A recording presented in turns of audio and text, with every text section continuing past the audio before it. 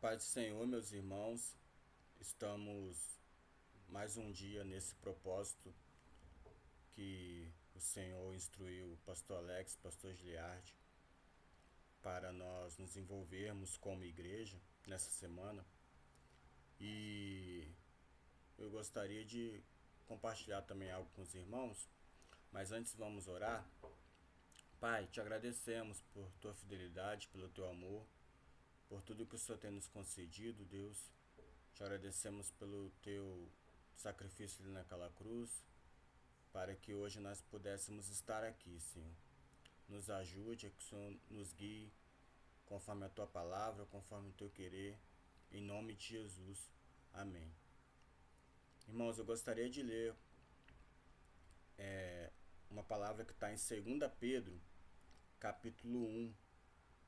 Nós leremos o versículo 3 até o 8. Diz assim: O seu divino poder nos deu tudo de que necessitamos para a vida e a piedade, por meio do conhecimento daquele que nos chamou para a sua própria glória e virtude. Dessa maneira, ele nos deu as suas grandiosas e preciosas promessas, para que por elas vocês se tornassem participantes da natureza divina, tendo escapado da corrupção que há no mundo, causada pelos maus desejos. Por essa razão, empenhe-se para acrescentar à sua fé a virtude, à virtude o conhecimento, ao conhecimento o domínio próprio, ao domínio próprio a perseverança a piedade, a piedade a fraternidade o amor, porque se essas qualidades existirem e estiverem crescendo na vida de vocês, elas impedirão que sejam ineficazes e improdutivos no conhecimento do nosso Senhor Jesus Cristo. Irmãos, o apóstolo Pedro, ele fala aqui para toda a igreja, né? Essa carta é uma carta universal, que não foi endereçada a um povo específico, mas sim à igreja espalhada no mundo, né? E ele começa dizendo, no versículo 3, que tudo que a gente precisa para uma vida consagrada, para uma vida piedosa, né? Ele usa a palavra piedade. O poder de Deus já nos deu. O poder de Deus já nos concedeu esse acesso a essa vida piedosa, né? Por meio do sacrifício de Cristo ali naquela cruz, hoje a gente tem acesso a viver essa vida consagrada, né? Ao longo de toda a semana nós vimos que uma vida consagrada é uma vida santa, uma vida separada, uma vida separada para os propósitos de Deus, né? Obedecer aos mandamentos do Senhor. E o apóstolo Pedro nos lembra que isso é uma obra que Deus nos dá. Esse divino poder nos deu aquilo que precisamos para ter uma vida consagrada. Então o que a gente precisa hoje é termos consciência disso e estarmos sensíveis à voz do Espírito Santo.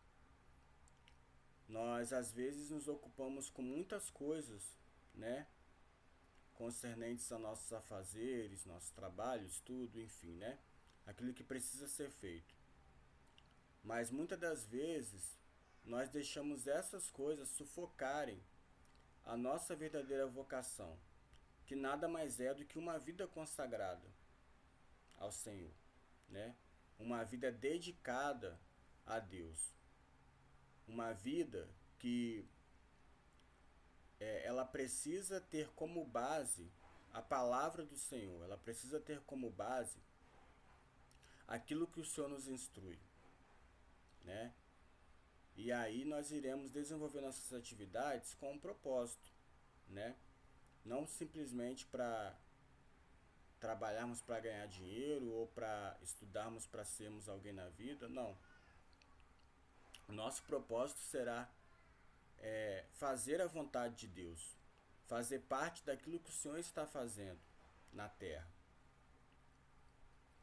E ele fala no versículo 4 que o Senhor nos deu isso para que nós nos tornássemos participantes da natureza divina, né? A gente sabe que com o pecado, quando o pecado entrou no mundo, o pecado fez parte da nossa natureza, né?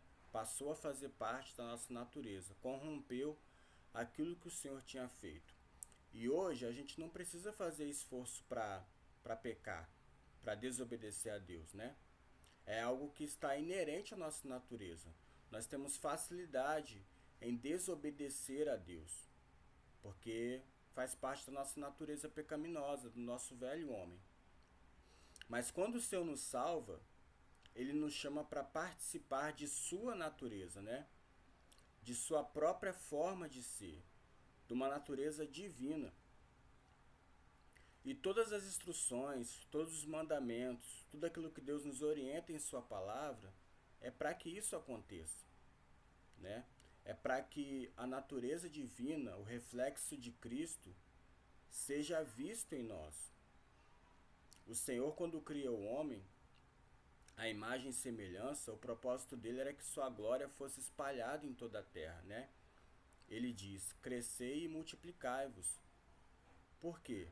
Para que essa imagem e semelhança de Deus povoasse a terra, fosse espalhada e a glória do Senhor fosse vista em toda a terra.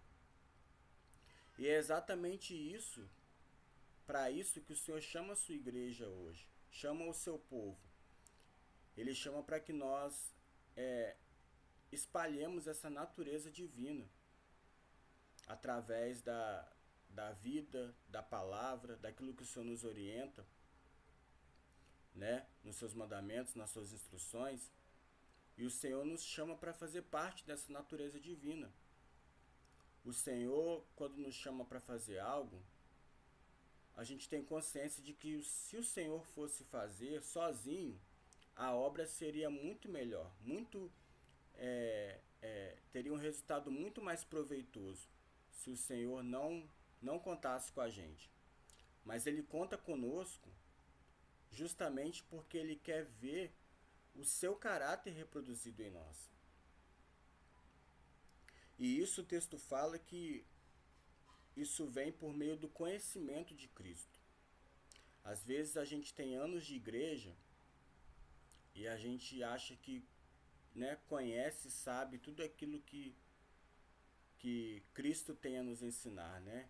Que já esgotamos aquilo que precisava se conhecer de Cristo. Mas isso não é verdade.